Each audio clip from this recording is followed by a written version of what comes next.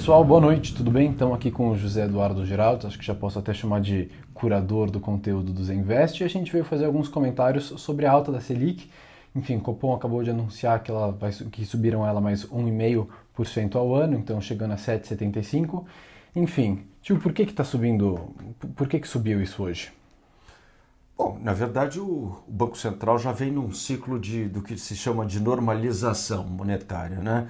A gente teve juros muito baixos por causa da pandemia ao longo do mundo inteiro e agora o Banco Central do Brasil está fazendo toda essa campanha de alta, né, de juros, na verdade buscando aquilo que eram os juros normais, né? Sempre bom lembrar que embora a gente agora tenha ido para 7,75, né? Ainda assim, a gente tem uma perspectiva de inflação de mais de 10%, ou seja, os juros reais ainda estão negativos, né? Juros reais, lembrando aqui que são os juros nominais menos a inflação, né? Então, quando a gente olha, a gente vê de fato que o Banco Central ainda não conseguiu nem chegar no seu ponto de equilíbrio entre aquilo que é a inflação e aquilo que são os juros nominais. Então, todo esse processo já era um processo que vinha ocorrendo. Sem dúvida nenhuma, o resto do mundo, embora também tenha indicado algum processo de normalização, nos Estados Unidos e Europa, ainda não começaram a chegar nesse mesmo processo, porque lá as condições, principalmente inflacionárias, são menores, né? As condições de pressão inflacionária. Então, o Brasil hoje tem essa aceleração de alta de juros justamente porque dentro desse processo de normalização tem que se somar também essa inflação que hoje ainda está sob controle, né? Quando a gente olha pesquisa Focus semanalmente, a gente vê que, sem dúvida nenhuma, as previsões, as estimativas, a cada semana crescem. Então, como isso deve acontecer, como o Banco Central pode lutar contra isso? Através da alta de juros, né?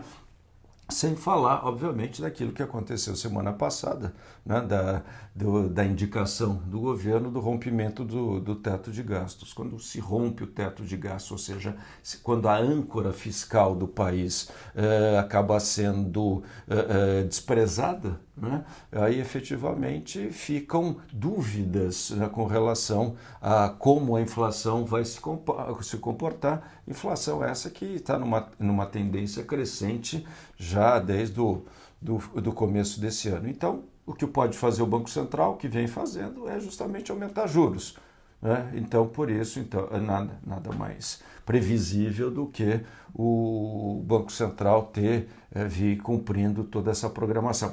A única diferença que efetivamente aconteceu e que já vinha sendo esperada pelos agentes do mercado nesses últimos dias, né? Essa última semana, especialmente depois que houve o rompimento do teto de gastos, né? Foi um aumento adicional daquilo que o próprio Banco Central sinalizou na ata que acompanhou a última decisão de juros. Na última ata, o Banco Central disse que deveria repetir por 2 meses ainda, por duas reuniões, o aumento de 1 ponto percentual. E dada, muito provavelmente, essa aceleração da inflação, dada justamente essa perspectiva do rompimento do teto de gastos, hoje a gente teve 0,5 ponto acima daquilo que o próprio Banco Central tinha previsto na última reunião. E a gente deve esperar mais uma alta de 1,5% em dezembro? Olha, o ciclo hoje ainda não terminou, isso está claro, né? Quer dizer, sem dúvida nenhuma, quando a gente olha para aquilo que é o esperado, para aquilo que são as condições da economia, a gente não tem ainda uma perspectiva real de curto prazo de controle da inflação. Então, não há dúvida de que sim, devemos continuar tendo altas. Essas altas podem eventualmente até se acelerar, né?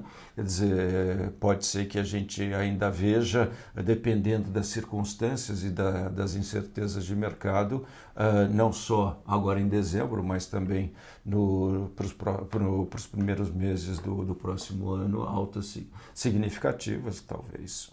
rondando até os 2 dígitos de taxa Selic, número que é extremamente alto, né?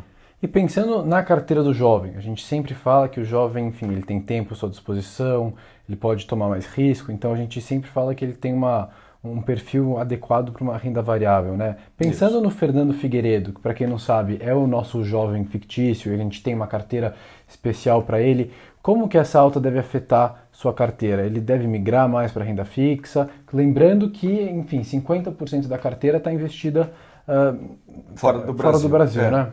É exatamente por isso. Quer dizer, o Brasil tem, historicamente, mostrado uma mudança muito rápida de condições políticas e econômicas, né? Então, por conta disso, a gente sempre recomenda, não só para os jovens, mas principalmente para os jovens, a manutenção de uma parcela significativa dos seus recursos fora do Brasil. O que é interessante é que, dada a alta do dólar nesses últimos meses, principalmente nessas últimas semanas, é muito provável que o percentual de moeda estrangeira na carteira do Fernando Figueiredo já tenha superado 50%, dada a valorização comparativa dos investimentos fora do Brasil com os outros investimentos na carteira, né?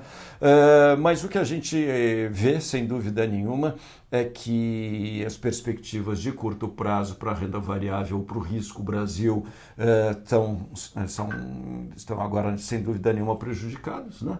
Mas também não adianta você reduzir aquilo que efetivamente no longo prazo vai dar resultado. O que a gente muito provavelmente vai ver são ajustes táticos, isso. Vamos estudar agora a carteira do Fernando Figueiredo para fazer. Muito provavelmente a gente deve fazer algum tipo de migração para a parte de renda fixa, né? A história tem mostrado que quando os juros chegam em patamares de 2 dígitos, a gente não consegue ter nesse período nenhuma outra classe de ativo superando a renda fixa. Então, tanto renda fixa com inflação, renda fixa pré-fixada, que também estava sendo agora, de alguma forma, analisada, mas, sem dúvida nenhuma, enquanto esse ciclo de alta, enquanto não houver um pouco mais de segurança com relação a essa alta de juros no Brasil, a gente não pode fazer nada que seja muito arriscado, mesmo considerando esse prazo aí esse prazo longo que os jovens têm a seu favor, né? Bom, gente, é isso. Vamos mexer um pouquinho aqui na carteira do Fernando Figueiredo, vamos fazer um rebalanceamento se necessário, atualização, e daí a gente manda para vocês, enfim, saberem como que, na visão do José Eduardo, isso afetou sua carteira. É isso, muito obrigado a todos, você, tio, principalmente, e enfim, vamos aqui conversando sempre, qualquer dúvida, estamos à disposição. Valeu, galera!